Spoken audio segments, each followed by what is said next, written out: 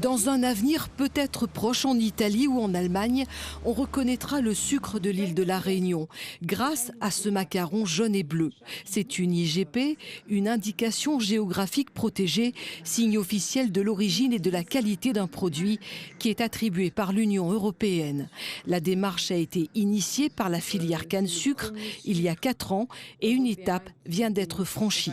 Tous les sucres roux que les Réunionnais connaissent, mais aussi le sucre blanc que nous produisons pour les industries locales. Donc nous avons eu confirmation que le cahier des charges de production de ces sucres était homologué au niveau français. C'est une procédure qui est longue et une étape décisive. Maintenant, c'est le ministère de l'Agriculture qui transmettra ce cahier des charges à la Commission européenne. Premier producteur européen de sucre de canne, la Réunion vend ses sucres à plus de 17 pays du continent.